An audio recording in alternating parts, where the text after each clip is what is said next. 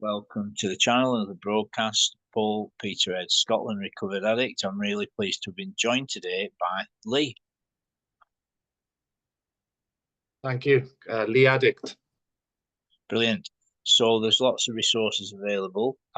Do check out the other broadcasts. There's over 100 broadcasts on the channel covering the spiritual malady, the ABCs of addiction, entire psychic change. There's podcasts on each of the 12 steps. There's 2 on step 1 and 2 on step 2, 2 on step 4, guidance around getting through 4 and 5 efficiently and quickly. There's podcasts on all the traditions. There's about 40 personal stories on there. If you're here and you're looking for sponsorship, pop your first name, your number below wherever you see this posted, and we will send you the male or female sponsorship list direct on WhatsApp. There's lots of great meetings available. There'll be information about meetings on the screen. Bear in mind, you can pause, rewind, fast forward this podcast at any point. You can like, share, and subscribe. Feel free to comment if you want to keep us right on our shares or whatever we say. We're not spokesfolk for CA. We're just folk in recovery, carrying the message to the best of our ability. So if you want to appear on one of these podcasts, again, put your first name, your number below, and we'll get back to you. So without further ado, I'm really pleased that Lee's been kind enough to join us today to share his message with us. So Lee, I'm just going to hand over to you, sir. Yes, good morning, and thanks for the invite. I you all know me now for the last couple of weeks, and this is very uncomfortable for me as a person because I always live in total fear of sharing and doing shares and talking about life stories and my recovery, and before I came on to this meeting, I was sitting here in total fear. I did my prayers, and then fear thoughts go to my head. What will everyone think? And will I resonate? And I don't think that sort of really matters. Really, I was a guy that came in a year today who was broken, who didn't have no goals or life goals. I'd lost my wife, I'd lost my son, I'd lost all my money. I was totally addicted to cocaine, and my life was a complete mess, and to be at a stage now where today I'm exactly a year clean. I'm so grateful to this process because I wouldn't have done it without CA. I wouldn't have done it without the steps. I wouldn't have done it without the sponsor. I wouldn't have done it without the online meetings and the face-to-face meetings and my service and my sponsees, and I'm so grateful, honestly. When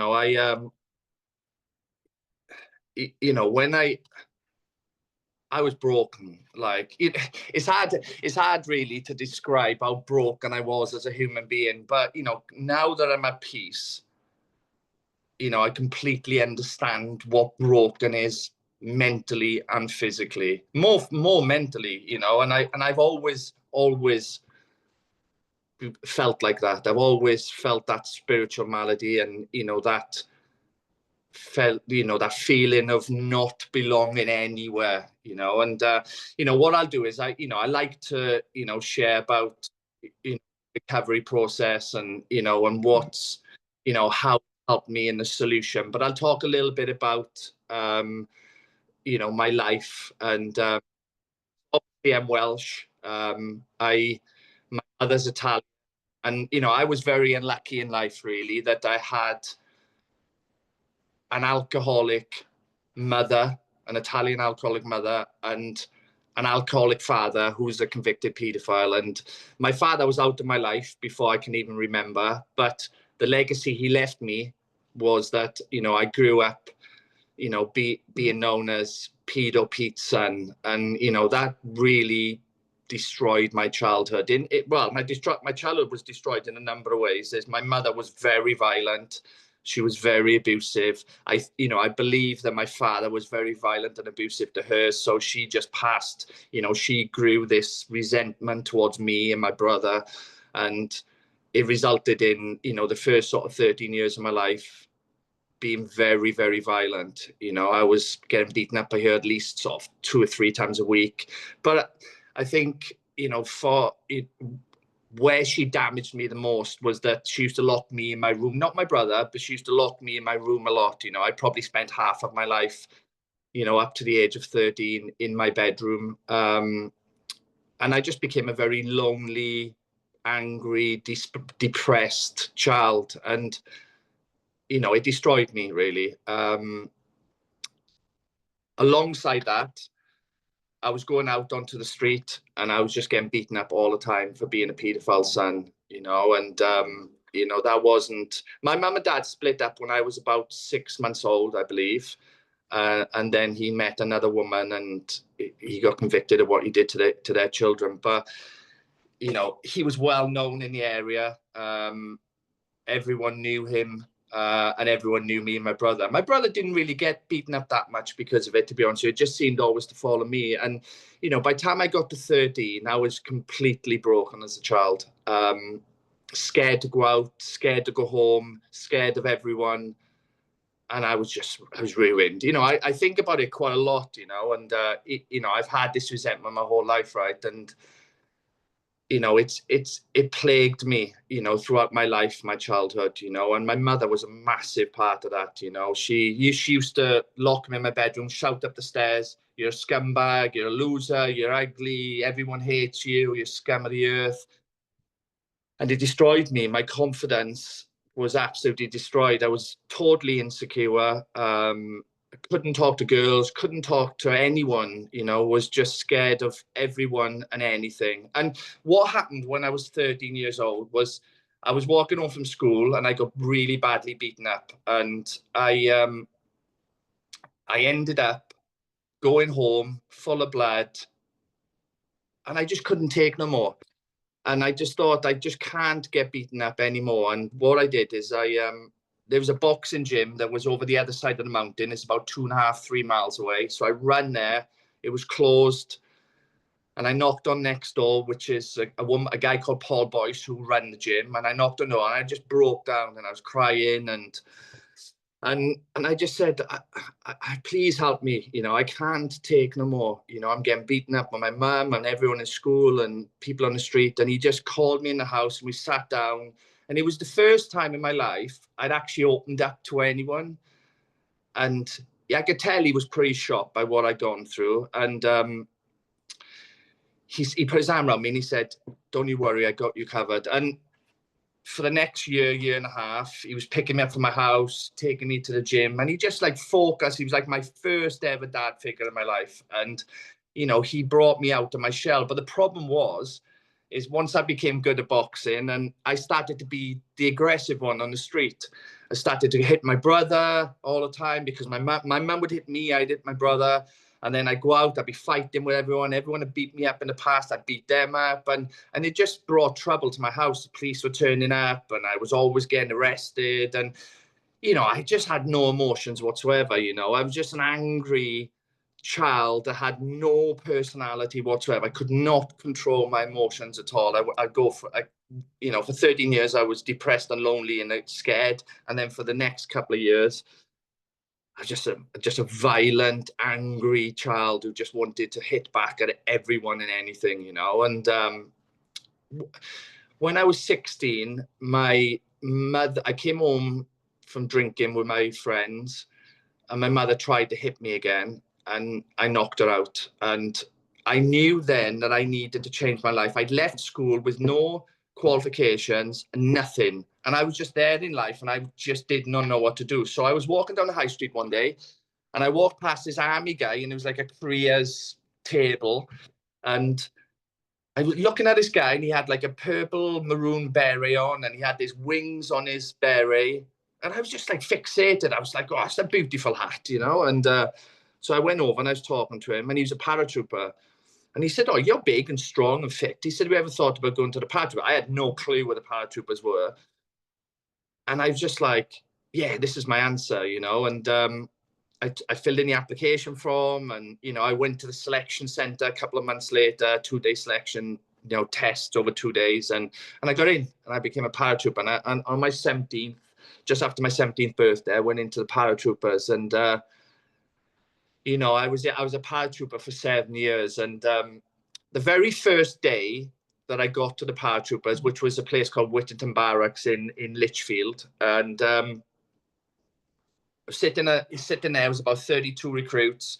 Sergeant Major walks in, goes up to the board, and he writes ×10, and he drew a big circle and a little circle in it, and he pointed to the ×10, and he said, it's scientifically proven that your mind can go 10 times further than when your body tells you to stop. We will take you there, I promise you. And then he pointed at the circle, and he said, you see this big circle, most people live in that big circle. They worry about the weather and what people say about them, traffic and gossip. And he said that is what affects people mentally.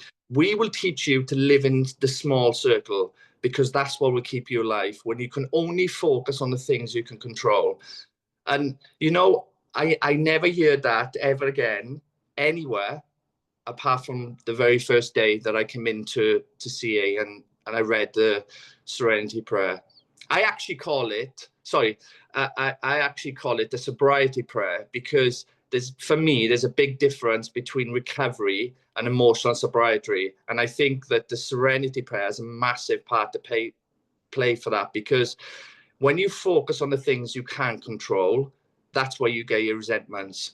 So I live in a world where I tend only to focus on the things that I can only control. And that's helped me a lot in my recovery. And I do think in recovery, a lot of people sort of fall short on that, because they tend to worry about gossiping and things they just can't control. And that puts them into a resentment. A resentment leads to spiritual malady. And if it's not healed, and the spiritual malady leads to a relapse, So the Serenity Prayer, or what I call a Sobriety Prayer, is massively important to me in my recovery, but we'll come to that later. So I'm not going to talk too much about the paratroopers, but what I will say is I'm not happy with what I done. I did 11 assaults directly into Afghanistan. I was shot in the end of 2003, which resulted in my leg being broken. We was ambushed while doing a hit on a Taliban hideout, and that ended my career in the paratroopers.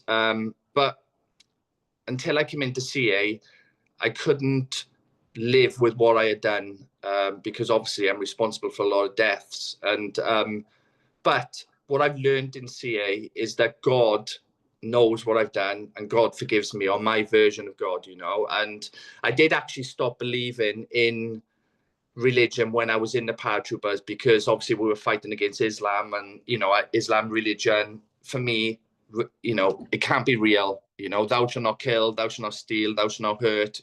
Every sort of commandment was broken, so I stopped believing in religion. And but yeah, what I've learned in CA is that I was just doing my job. And I think what I really struggled with after I got out of the paratroopers was that I enjoyed doing what I did, because I think I was such an angry person. The paratroopers sort of filtered that anger, and my anger was to be angry on people, and unfortunately, Afghanistan was a perfect catapult to release that, that anger. So I was never happy with what I did, but I've learned to forgive myself, and CA has given me that by finding my version of God. There's when I found out that I was due to leave the paratroopers, I was told by a colleague that the Welsh Fire Service would take it on, and you could transfer your pension over. So I applied to the Welsh Fire Service. I did get offered to go back to the Fusiliers or the Welsh Guards, which obviously I wouldn't have done, because I'm a paratrooper, and this, my ego and my pride won't allow me to drop down the ladder in terms of, the regiment. But so I applied to the Fire Service, North Wales Fire Service, went through the process, and I was accepted, and I was offered a place starting in September 2004. So I had from about March 2004 till about September 2004 to do nothing. I left the paratroopers, and I made the biggest, worst decision that determined my drug addiction is I decided to go and work in Ibiza for the summer, go away for 12 weeks. And I'd done drugs in the past. I did drugs when I was 13. I took magic mushrooms. I did drugs when I was like 15, 16. I did some ecstasy and I smoked some dope. And I didn't like magic mushrooms or dope because they made me paranoid and insecure, but I loved ecstasy. What ecstasy gave me was it fixed that insecurity. I was able to talk to girls when I was out. I was able to pull girls when I was out, and good-looking girls. And I was like, wow, this ecstasy gives me everything I need. Fix my insecurity, gives me confidence, helps me to pull hot girls. Great, I love this ecstasy. But when I was in a party, because I don't think I was addicted to taking drugs. I think I was probably already addicted to the fact that it fixed my spiritual malady, it fixed, them personality defects that I had, But when I went to Ibiza, I just absolutely hammered the drugs. Like I thought about it quite a lot actually, but I can see a development and a growth in how I took drugs over that 12 weeks, from taking maybe one pill a day. I ended up by the time the 12 weeks I was over finished taking 4 or 5 pills a day, and I was sniffing them because I liked the hit that sniffing give you. And that's the thing with my cocaine addiction. I just loved that hit, And then I found cocaine for the first time. I found ketamine for the first time, MDMA for the first time. I've never done like crack and heroin and tablets and, like prescribed tablets like sleepers and downers, uppers and downers, sorry. But, the sniffing is the big thing for me, really. But by the time I came back from Ibiza, I was totally addicted to drugs. So I went into the fire service as a drug addict. And, if I had to explain my 9 years as a fire, or 9.5 years of firefight, I would just say embarrassing, really, if I'm being honest. I was always taking cocaine. I was going into house fires off my head.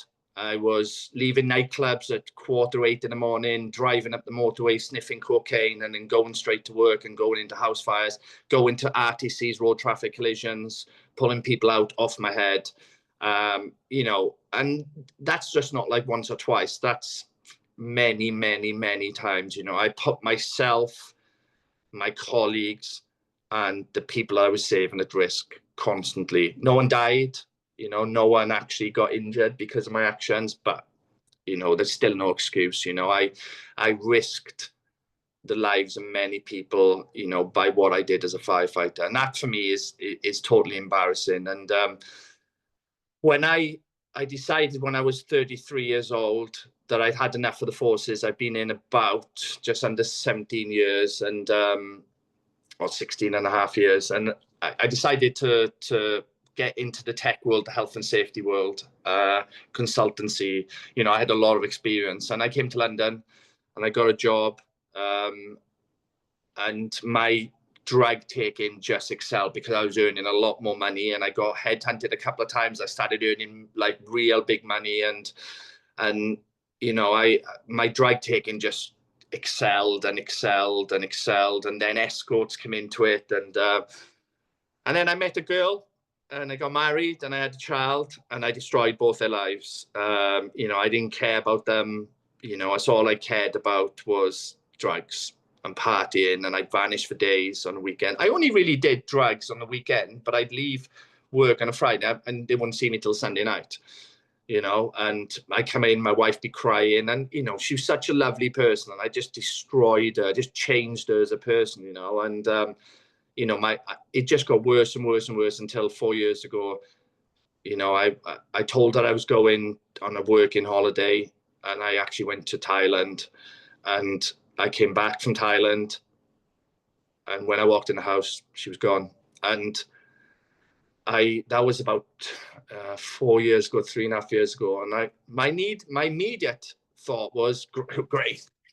I got all this money, I got this free house, this really nice apartment to myself. I'll just, it's like my own little den, but the next 2 years, 2.5 years, I went through a divorce. I lost a lot of money in the divorce, and I blew the rest on cocaine and escorts. And, and that resulted in me where, you know, I was at a stage where I just knew I could not do this anymore. And what brought me into CA is I met an escort. I stayed with her for 2 days. I ended up doing like 15 grams or something, and I took about 8 Viagras.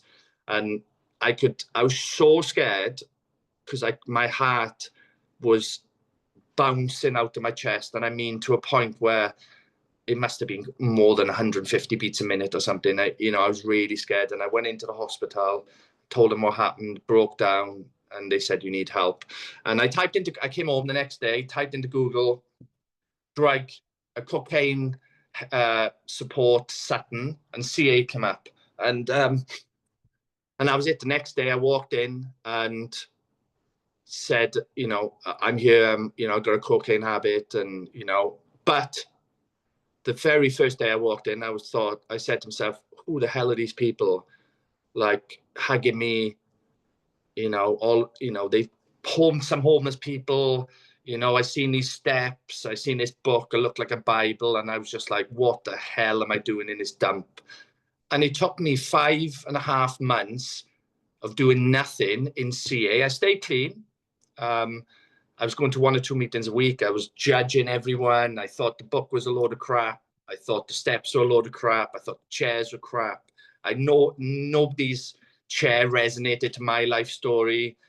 All these people hugging me, or I didn't want to be or I didn't want to be friends. And it's embarrassing how judgmental I was. I just thought I was so much better than everyone, you know. But my mind is not reminding me, Lee, you have no money. You've lost everything. You've lost, you know, you've lost a really important job. And I did have a job at that time, but it was nothing like my previous job. You lost all your money. You've lost your wife. My mind wasn't telling me that. What my mind was telling me, Lee, you're an ex-forces guy, 17 years. You're not powerless. There's no version of God. And you're much better than these people that are coming up to you and hugging you because they're homeless or they have shit jobs or whatever, right? And what happened is after about 5.5 months, I was a dry drunk, and I was in the kitchen and I was cooking some food. I was cutting some cheese, and I just wanted to stab myself in the neck. And I picked the carving knife up and I was holding it, looking at it, and I was just trying to give myself the courage to just ram it into my neck, and I couldn't. And then something in my head said, Lee, you've got to commit to this program, you know, because I'd seen people that were 1 year clean and 2 year clean, and they were so happy. And my mind was like, they're definitely using. They cannot be happy. They can't be that happy. They are definitely taking drugs. And so I just decided the next day, I called a really good friend of mine, and I sat down and explained the situation. Oh, actually, there's something I forgot to say. So the day before I wanted to stab myself in the neck, I decided to relapse, but I couldn't find any drugs because I deleted all my drug dealers' numbers. And I lived in Sutton, and I didn't know hardly anyone. And what I did was I rang someone in CA and asked them for a drug dealer's number. And they went crazy with me, and they were like, Leah, you know, you're having a laugh or whatever. And they put the phone down on me. And so I did try to relapse. And I tried to relapse because I had no program. I had no recovery program, right? And so the next day, after I wanted to start myself, I called a friend and I sat down with her, and she said, you look brokenly. You need help. And she said, I know the exact guy that can sponsor you, and I'm taking you to the meeting tomorrow. You're going to ask him. And we did. We went to the meeting, and he's been my sponsor ever since. And he has been the father that I've never had. And the very first thing he said to me when I asked him, he said, will you commit to do anything to stay clean? I said, I promise you, I will do every single thing you ask me to do without arguing, but I won't do one thing, and I won't ring my mother. And he went, oh, look, don't worry about that. We'll wait till we get to step 4 and 5. And that was it. I haven't looked back since. I've never argued with my sponsor. I've never disagreed with him. I've done everything that he said I could do. And here's the thing. So let's talk about the steps. So step 1, powerless. You can't tell me I'm powerless. I'm an ex-special forces guy. I'm a firefighter. I'm strong. I go to the gym. But that's not the point. When he explained to me what powerless was, and he showed me the diagram, the spiritual malady, restless, irritable, discontent, showed me what happens then. You become powerless. You go on a spree. You're remorseful. You come back after like being remorseful for a couple of days or a couple of weeks, and you're back into spiritual malady. Your defects keep put you back into spiritual malady so you become powerless. And then he drew a chart and said, well, look, what I can teach you is when you're in spiritual malady, I can show you to get the power back with the 4 S's: service, suggestion, sponsor, and the steps. And when we talked about the spiritual malady, the more it resonated with me, the more I seen how I was powerless, and the more I understood what defects were, the more I looked at my life and went, Jesus Christ, that's me. And that's when I sort of bought into this process, because I could see myself on this chart in this spiritual malady, and I knew that I'd been in spiritual malady my whole life. And I knew that my fix to a spiritual malady was drugs. So when he said to me, I can give you that power back, that's when my interest went, okay, I'm in here. And then we talked about God. And then he said, well, Lee, I said, well, I don't believe in God. It's a load of crap. And he said, okay. Well, he said, tonight, I want you to go outside when you're walking home. I want you to look at the trees. I want you to look at the stars. I want you to look at the sky. I want you to look at the clouds. If it's windy, I want you to feel that wind on your face.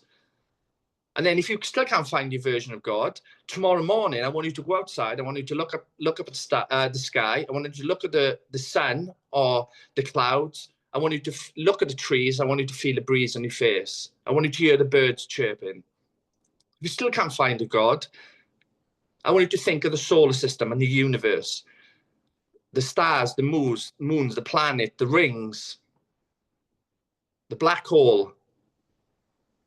And he said, if you still can't find God, and he jokingly said, yeah, you're screwed. But he said, luckily, there is clearly a power greater than us. And here's the thing. I did what he asked, and I still couldn't find my version of God. But what I did find my version of God in is because he said to me, just think of them times where something greater than you has kept you alive, or held you responsible, or managed you, or looked after you. And I found that version of God, that extra pair of eyes in the forces, that sixth sense that kept me alive. Because there's times when we got ambushed, for example, I thought I was dead. I thought I was invincible as a paratrooper. We were trained to attack, not to defend. So we had to defend, and we didn't have no strategy to defend, just to hide. We were an attack. I was in something called 164th Air Assault Brigade. We were an attack regiment, a shoot to kill regiment, and so I found that version of God, and I found that version of God in the times in the fire service and in the paratroopers where I was kept alive.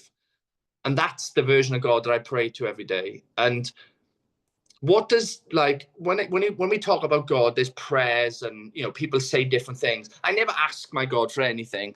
What praying to God gives me, it takes away the impatience of wanting an answer. So if I'm at the moment, I decided when I took this recovery process serious to resign from my job. It says on page 98, a man had put shelter and riches before his recovery is on the wrong path. And so I decided to resign from my job to focus on my recovery. So there's been times where I don't have money, and I'm stressed because I'm trying to apply for work again, and I'm not getting jobs I want. And I'm having, people ask, companies saying, where's the money for this bill or this bill? And there's been times I have been stressed, but I don't have the answers because it's my fault. But I pray to my God to give me them answers and to look after me. And the answer is to not think about it, because if I think about it, I'm going to build resentment. And that's what my God gives me, just that that sixth sense, extra pair of eyes that's looking after me throughout this whole process, and has looked after me in my whole life. Step 3 and 4, defects, right? Step 4 is you put my blame list. Step 3, am I willing to give my defects to God?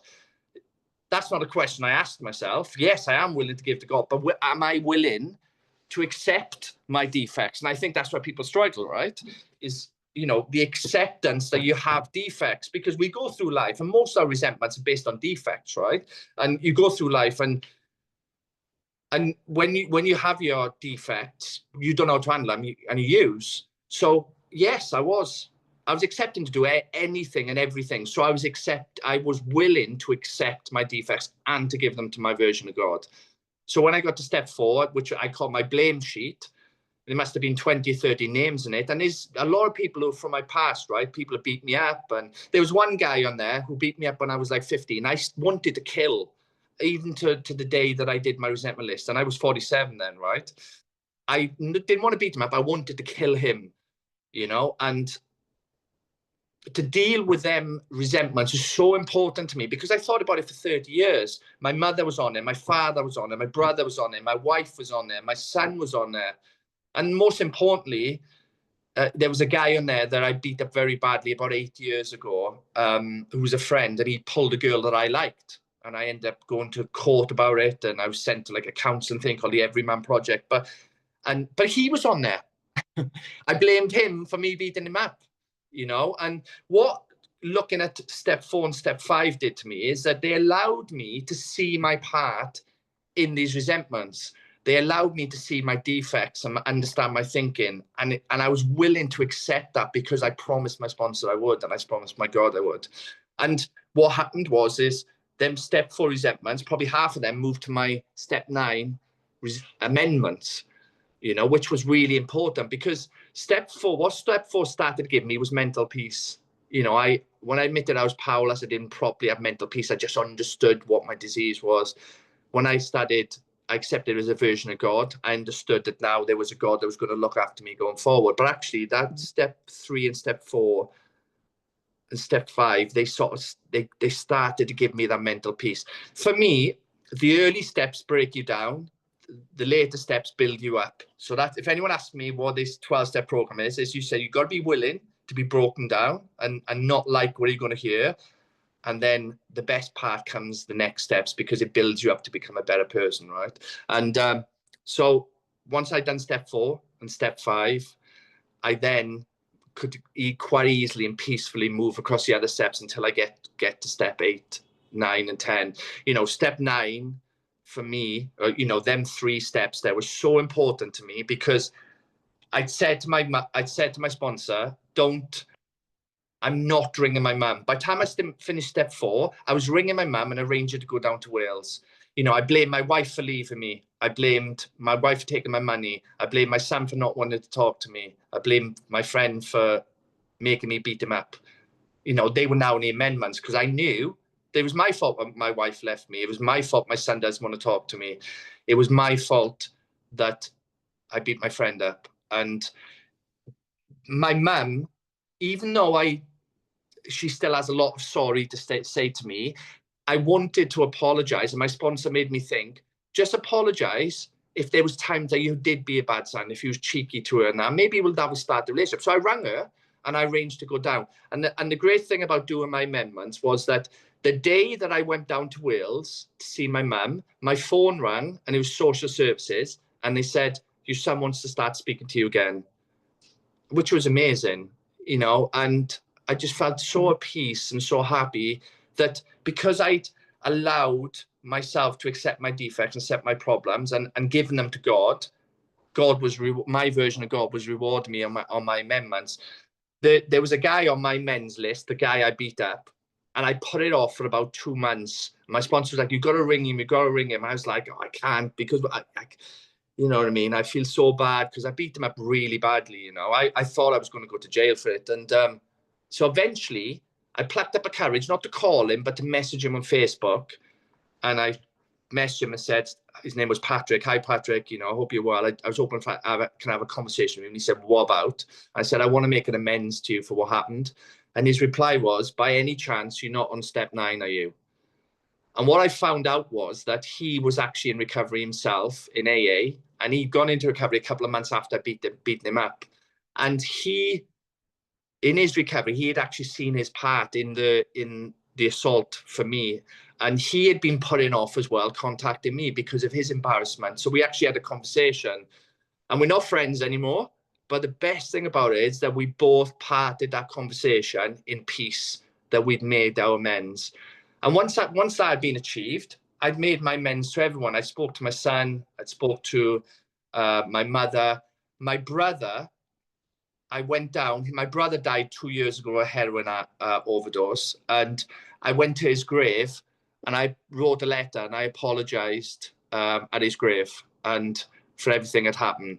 the good thing was actually that about 5 years before he died, we did become friends, and I had already apologized, and you know, that it made it a lot easier. But I was still obviously very sad when I did the amends. But the step 9, step 10, it gave me the opportunity. Sorry, step 8, the step 9, 10, and 10 give me the opportunity to make them apologies. Again, that gave me a huge amount of mental peace. And then we move on to step 11 and step 12, you know, which is, you know, prayer meditation. I think I've already talked about the prayers and what they mean to me is, you know,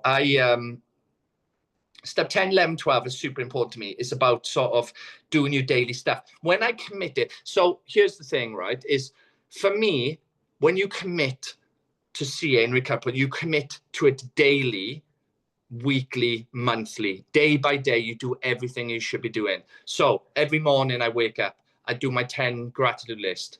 I read 5 prayers. I don't go out of bed without praying to my version of God. And every night I do my inventory, my spot check, and my nightly inventory. And because I want to look at myself every day. Have I been selfish? Have I been negative? Have I been judgmental? Have any of my defects happened today?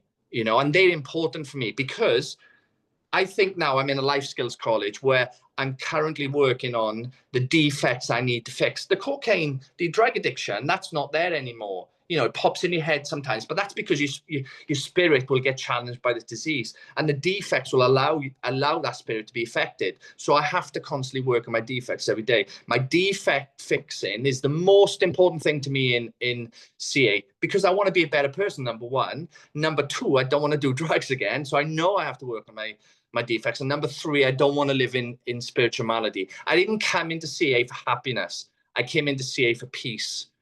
Happiness can get affected all the time. You can have something, you can lose something. But peace is being able to handle the negativity that comes with the wave in success of happiness. And that's where the defect handling comes in for me. So every day I'm working on my defects. Step 10, it's, you know, step 11, working on my prayer meditation.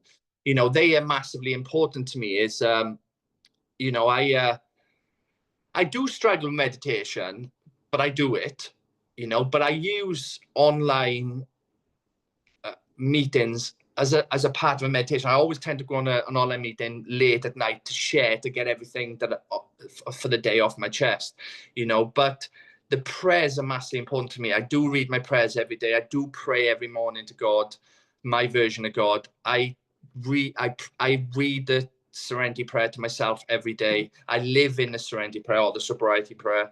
You know, prayers is massively important to me. If something happens in a day, if I'm agitated, if I'm in self, if my will is affected, if I'm angry, I read a prayer again to take them defects away from me. I'm not perfect.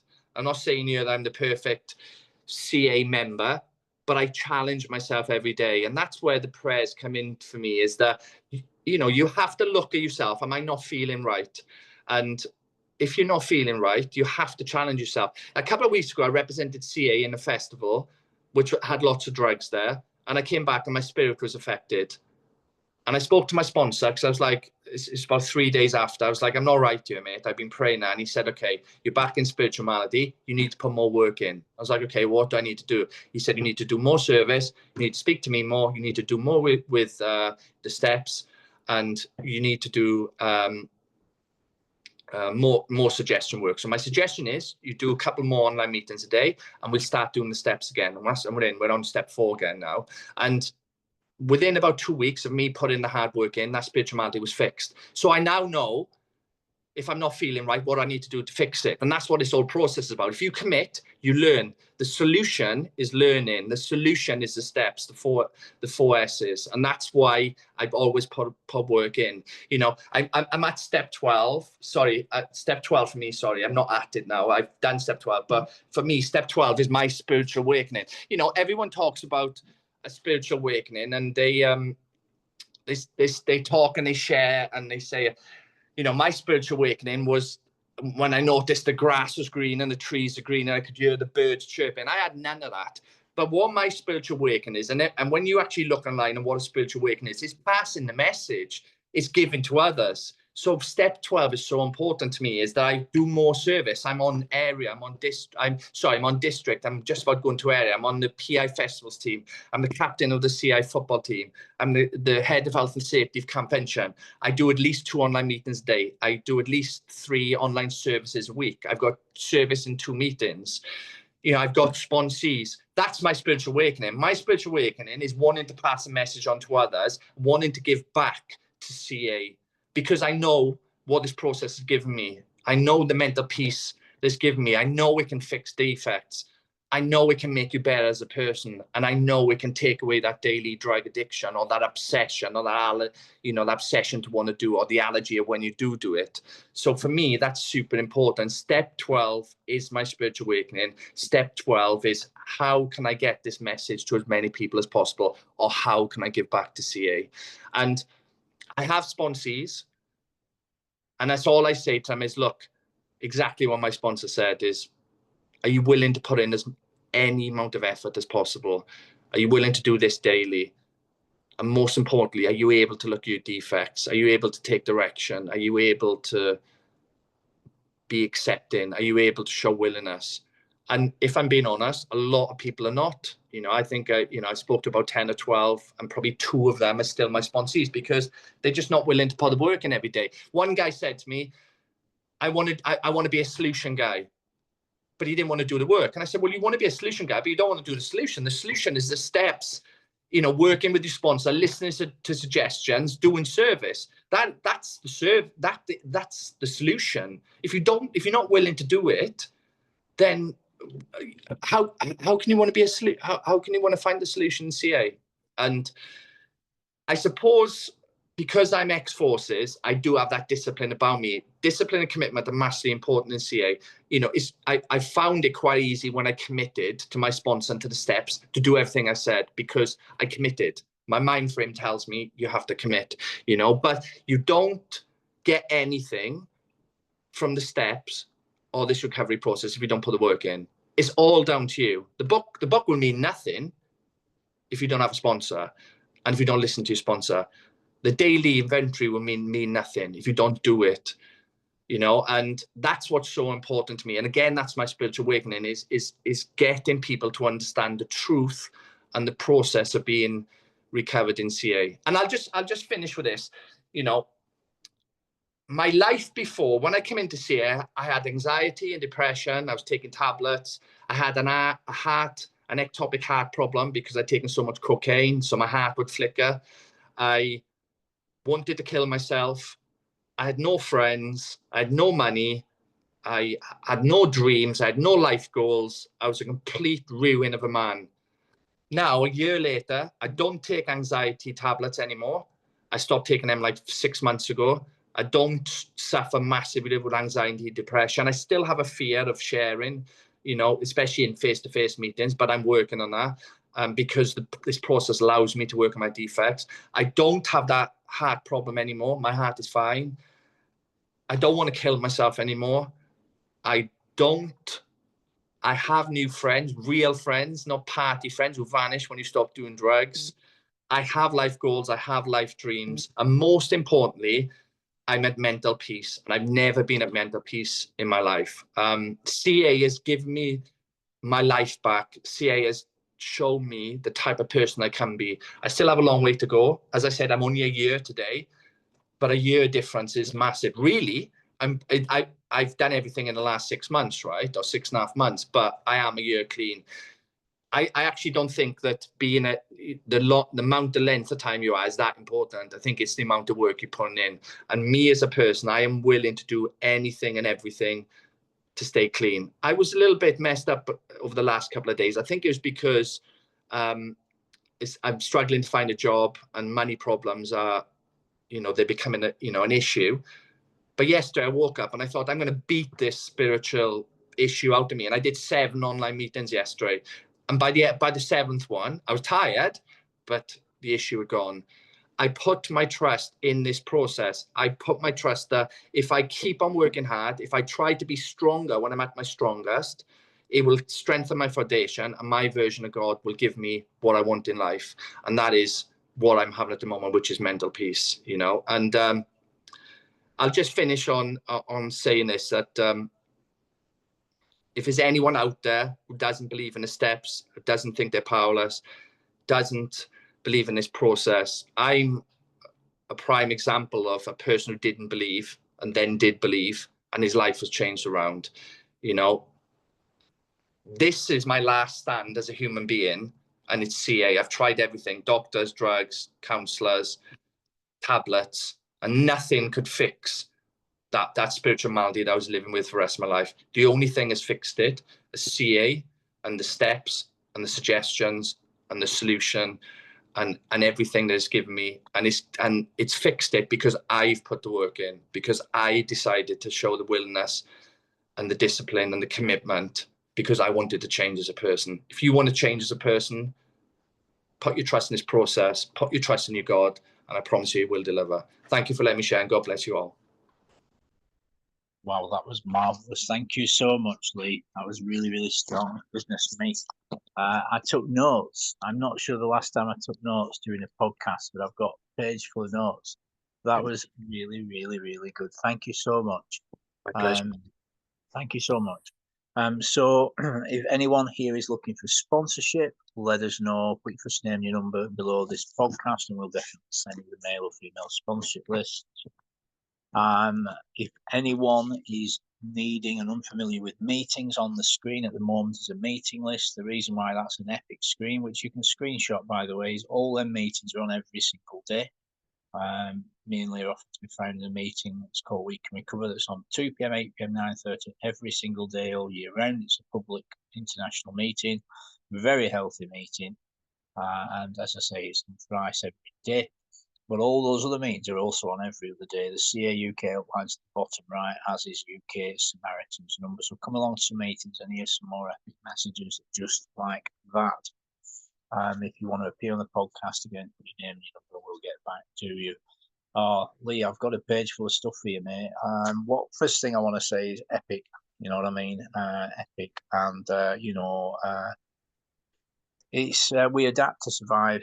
We really do. We really do. And it's better to have and not need than need and not have. And for many, many years now, I've been doing things similar to what you described, not perfectly, but I've been doing them every day for many years. That's just how it is. I don't bother what anyone thinks about that. It's just my experience and what's going on for me. And, you mentioned focus, and I love what you said about the serenity prayer, the sobriety prayer. Absolutely love it, and wisdom to know the difference between what I can change and what I can't change.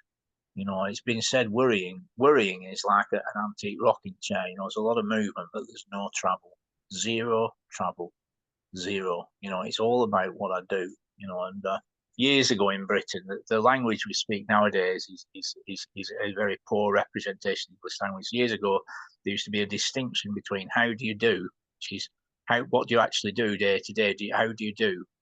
And how are you? And I often ponder these things. I know it might sound up, but how are you is my feelings and how I'm feeling and coping emotionally, mentally. But how do I do is where the guts of it is what am I doing on a day-to-day basis? How do I get on? And you mentioned wickedness by men that claim to serve God. And I found that quite moving because I've often pondered these things, and God isn't changed by wicked men. You know what I mean? And I think we've got very similar feelings about men that claim to serve God and commit wicked things. And, I mean, for me, the higher power is the Lord Jesus Christ, the King of Kings. The beautiful thing about CA is I've known folks recover using the book as a higher power. At least that's what they've said. The book's their higher power. I've known folk use their sponsor as higher power. We specialise in cleaning up addicts and sobering up drunks. That's what we're about. You know what I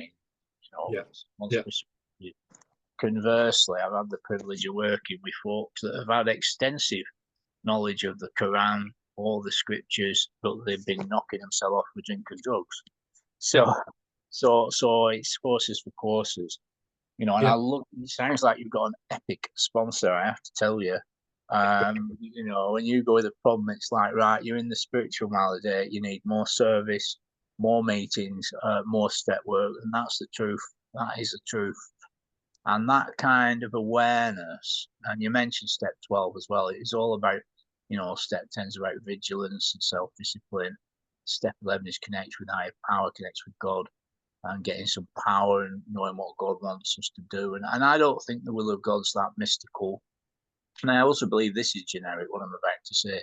The will of God is what I call the 7 H's, which I often forget one of them, but I'll give it a go. Happy, healthy, humble, whole, honest, harmless, and helpful. That's the will of God for me. That is it. He wants me to be happy, healthy, humble, whole, honest, harmless, and helpful. Now, the only reason I'm not going to consistently be them things is lack of power. Now, over this imperfect journey, I've discovered that the power comes from literature, meetings, service, making and taking the right calls, morning devotions, nightly inventory, and pushing through thoughts and feelings and not being disturbed by intrusive thoughts and being consistent. And that's been working every day for millions of folk for nearly 90 years of this 12-step program. They reckon over 15 million folk have found sobriety. There's over 100 different 12-step fellowships in probably over 100 countries now. 12-step recovery is massive in India. It's massive in Pakistan. Would you believe it? For what started off as an American Christian movement to be massive in a Muslim and Hindu country, it really is. And I've got to know, okay, only over Zoom, but I've acquired some acquaintances, friends in those faraway lands that are in the program, But I just want to have a general back and forth about sobriety, really. And I just wanted to ask you, you talked, I've lost people, and every 3 or 4 weeks I walk through the graveyard here for 10 minutes just to try and keep it real. And I've got folk in there, that I used with, you know what I mean? And you mentioned there the graveside amends. How does that make you feel in terms of the fact of how you're helping others now by doing what you're doing today and sharing, caring, and, sponsoring others? How does that motivate you, knowing how serious this illness is? Yeah, I think this is the thing, mate.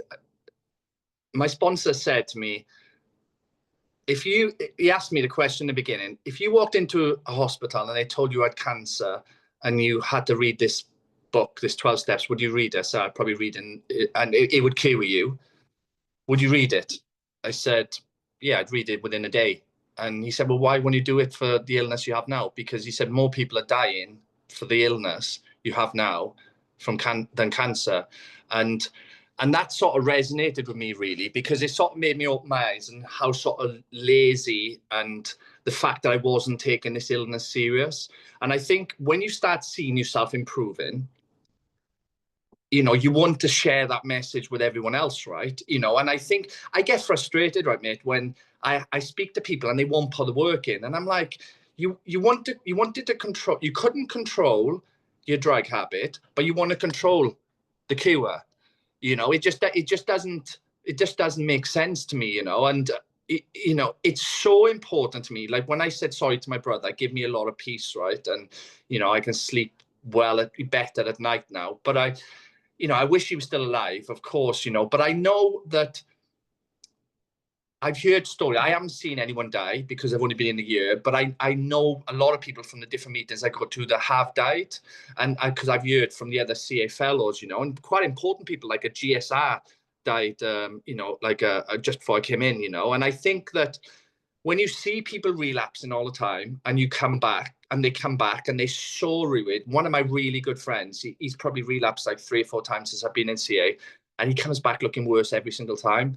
And he started to realize now that it's going to kill him, and that is for me, I realized in this process, if I didn't fix myself, I would die because I was going to kill myself because I was mentally so screwed, right? And I think that spiritual awakening is to try to help as many people. And if I can give the right message online or in the meetings or to the sponsees, and I give them mental peace, and I make them a better person, then that's just improving me. That's strengthening my foundation, and that's so important for me. I said on a share the other day, I was watching a tennis player give feedback, and the commentator said to him, God, you become better and better all the time. And he said, yeah, I have to be stronger I have to get stronger when I'm at my strongest. And that is exactly how I feel. Is I always want to be stronger when I'm at my strongest, and that is how I give the message. The amount of people, the amount of messages I share, the amount of chairs I do, the amount of service I do, the amount of sponsors I have. If I'm making people stronger and better, then it's making me stronger, and that's what's important to me. Lovely. Excellent. Thank you so much, Lee. And, you know, I was listening to your share as well. You talked about what I call the blindness of addiction. You know, you talked about how, you know, you know, you was blissfully unaware to the damage he was causing, and you know, the results it was having on other folk. You know, and you know, it brought back memories as well of back to addiction. I mean, I worked through virtually all my addiction. You know what I mean? And, very often I'd be using it all day, every day. So I had to temper sort of quantities and stuff like that. And you mentioned having a very responsible job. You know, I had responsible jobs as well, not dissimilar to what you described. You know what I mean? And you know, you mentioned zooming up the motorway. You know, I'm the guy that could skin up at 70 or standing up at a festival. You know, none of them things are good things, but that's just my story. And so I related with that as well. You know, and our ability to cope in, you know, in situations and do zany things to use that other folk out there just don't do. Folks just don't live like that. It's madness, mate. And you know, go on. But, yeah, it's absolute madness. I think, you know, I used to play football off my head. You know, I'd go out on a Friday night. I was probably like 27, 28 there. I'd be up sniffing cocaine all night, and I'd go and play a football match, and it was quite high standard. You know, like that's just not normal. You know, go running into house fires, 700 degrees, you know, when 2 hours later or an hour and a half later, you were sniffing cocaine. You know, you've left a nightclub in Liverpool, sniffing cocaine on the way up on the motorway. It's just not normal. But the thing is, see, mate, I didn't see it as not being normal. Do you know what I mean? I was just having fun, you know, and that's you don't learn this until you commit to CA. Like I've had so much counselling in my life, and it never fixed anything, you know, nothing, fixed nothing. I come out, I'd be exactly the same, straight back on the drugs, straight back to being a defect person. You just, I think when you're an addict, you actually don't think about how serious is what you're doing, you know, and then as they say, you have to hit rock bottom, right? To understand. I didn't hit rock bottom until I was like 5 months in, I think. I think that's why I took it serious, right? But you know, the prime example is that I do see a lot of people making excuses not to put in the work, not to be disciplined, not to be committed.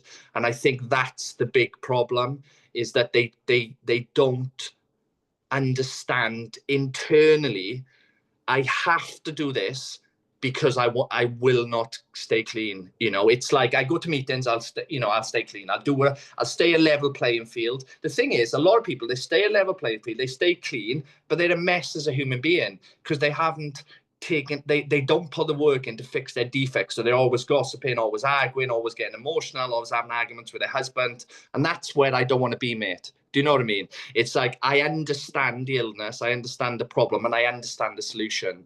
And the only place that gives you that is CA. Thanks. That's right. Absolutely. Absolutely. And, you know, when I hear stories like yours and my own, and, you know, when I think of the world, there has to be an underlying creative intelligence, because how many other folk are doing crazy stuff like that, particularly driving a 1.5 ton bullet around. You know what I mean? And, you know, the statistics for deaths by folk messing with their phones are not that prolific, but they are out there. I think it's like a couple of folk every minute die directly caused by drivers messing around with their phones whilst driving, for example. So you could probably extrapolate it's higher than that, and then folk are seriously injured. And then if you add into that the proportion, then will be drunk or drunk or from other drug. All drugs produce a form of drunkenness. It's probably very stark just in terms. And then if you think of marital violence and other general violence as a result of drink and drugs, you know, so there has to be a higher power. There has to be an intelligent designer and creator keeping a measure, a modicon of safety on the earth. Otherwise, things would be much, much worse. But I just want to come on to this topic of sponsorship, you know, and on this channel, for anyone that's interested, there are 3 podcasts that we did a couple of years ago on this very Again Honest channel, which you can search by clicking the videos tab on the homepage. What is sponsorship in CA? The second one is, am I ready to become a sponsor? And the third one is how do I sponsor? Yeah. And then latterly, about 3 months ago, we did another 3 podcasts on the doc's opinion and sponsorship in step 1. They were shorter podcasts. So there's resources on this channel. And I know there's a pamphlet on ca.org about sponsorship as well. But yeah, you talked about the challenges and difficulties and contradictions of sponsorship, where folks are like, yeah, I want help. That's my experience virtually every day for a long time. And it's hard work. You know what I mean? I need to be careful what I say, because we're all positive in meetings, aren't we? But the truth of the matter is, most folks don't want to sponsor for these reasons, and probably well over half that stop. And so we're in the minority that are willing to stay strong, trust in our high power, and do our best to carry this message, because it's not always easy. I've got a man I'm on step 1 with for the 7th time, and he's vanished again yesterday, didn't keep his appointments, so he's back on the old fight. And I'm waiting for him to emerge remorseful with some more great ideas, and we'll give it another whirl. But ultimately, I can't be saying, I've given him time slots in my schedule and him not show up. That's what'll be the kicker ultimately. But I'll still be willing to send him a sponsorship list and say I'm happy to talk to him a couple of times a week. Yeah. But in terms of appointments, I can't be sitting around with my pen and my book for someone that ain't going to keep the appointments. But yeah, it's not easy work, and you've hit the nail on the head. Folks, it's a day we live in where there's very little in the way of commitment and focus and willingness. Yeah, 100%. There's a saying, right? You can't teach an old dog new tricks, right? And I think that resonates a lot in CA. I think a lot of people are so stuck in their ways in terms of their defects, and I think this is the big word, right? Is their defects. It's not so much the addiction, it's that they're not willing to work on themselves, and they keep on relapsing because they keep on going back into a spiritual malady because of their defects. And I've had it many times, right? The amount of conversations I've had. The thing is, I'm lucky, right? My sponsor, he's 16 years clean, never relapsed. He was in rehab like 15 times before he came into CA. He's on district, he's on the world committee, he's sponsored many people, and he is the cleanest guy. And he's still, after 16 years, sponsoring 6 or 7 people, still going to a couple of meetings a week, still doing district, still doing committee. He just flew over to the World Conference in America and did a guest speaker there. So I'm lucky, right? I have a really good sponsor. But if I hadn't done what he said, he would have binned me straight away. And this is why when I sat down with him, he said, I wanted to do this every day. Are you willing to do it? If I'd said, well, I'm not willing to do this, and I would have gone bye-bye. And he is quite cutthroat with that, And I understand, because he said, Lee, I don't have the time. I'm not here to try and coax people into doing it. They're going to die. If that's not enough for them to say, I'll do whatever you say, then I'm not there to hold their hand. I am there as their sponsor, not their friend. I'm there as sponsor to keep them alive and to make them a better person. If someone said to me when someone said to me when I went to them, I can change your life and I can keep you alive. And he said, I'll do whatever it takes. And you just got to have that mentality. And so a lot of people can't. I had a really good friend, and he said to me, I just want you to take me through the book. I don't want to do everything. I said, well, I'm not going to do that. I said, why are you in CA? And he said, well, I just want to do a spiritual approach to the book. I said, you can't make up your own. You can't decide how you want to do. He said, the solution is that it's there for a reason. You have to do everything, mate. I said, bye-bye. I am cutthroat because I know, like, if I stick with people who are not taking it serious, I will get resentment. And I'm not willing to do that, mate. This is how I got taught. This is how I can teach you. Do you want it? Yes or no? Are you willing to put the work in? And that's what's important. You have to sort of be cutthroat in it, because you can tell straight away. I had one guy ring me the other day I met online, and he was like, oh, I don't really like doing a nightly review, and, I just want to learn about the solution. And, and I said, listen, mate, like, I can't be a sponsor because you're just not ready. Like, you have to admit to yourself, you can't choose how you want to do this process, this recovery. It's there. The solution is there. It's in the steps. You either do it or you don't. If you do, you get to be in peace like I am. If you don't, you get to live like you are. And he just relapsed, you know. Really, you'd think when someone relapses, they'd be like, teach me, teach me, teach me, you know. But you know, I see a lot of people relapsing all the time, mate. But the reason I believe that they're relapsing because they're the same person they are now from the person that came in mentally, you know. Yes, they have a bit more commitment to go to meetings, and physically they might look a little bit better, but they haven't changed as a person. And I think that's the important thing for me. Thanks. Yeah, absolutely. I have seen quite a lot of miracles, I do have to say as well. Yeah. You know, and I still get calls because other thing is some folks recover, then they seem to vanish back into mediocrity, but they do stay clean and they Yeah. pop into meetings occasionally, but they choose not to sponsor. There is that dynamic, but we really need everyone to get through the steps, Yeah. figure out how to sponsor and sponsor. Folks are not dying because they're going through the steps wrong. They're dying because they're not going through the steps. You know, if anyone's listening to this, you're not going to harm anyone by opening up the doctor's opinion and reading a page and having a chat and the problem, then read and then asking them to write a consequences list and asking them to pop along to meetings. You're absolutely not going to harm anyone, you know. I have seen a lot of miracles, and I still get those calls from folks with 2 years clean, more, 3 years clean.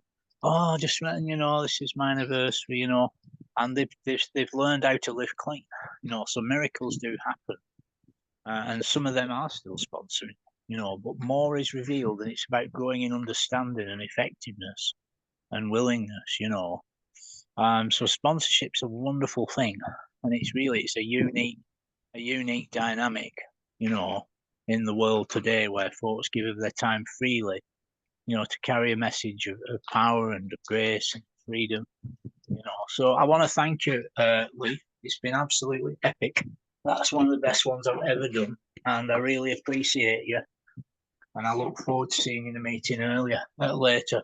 Yeah, it's been a pleasure, and I want to thank you as well, mate, because I did my first chair with you last week, and you know, 2 months ago, you know, one thing I didn't say on my chair I just did is that I didn't open my mouth for 10 months.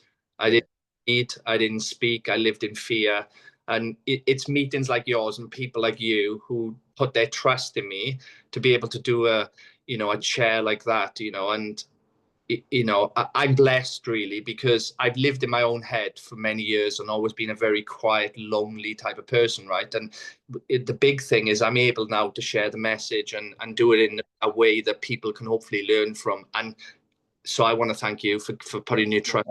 It really, really means a lot. We're happy to help, and that's what it boils down to. You know, there's work to be done.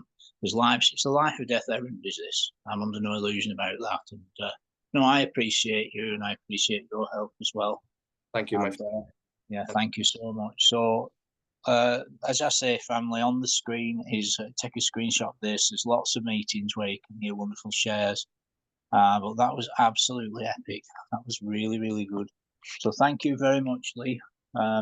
Pleasure. Okay, stay strong, stay safe, family, and we'll be back soon. Check out the other broadcasts, stay connected, more prayer, more power. You know, the solution is connection, is protection, and it's in the steps in the literature. Thank you again, Lee. Cheers.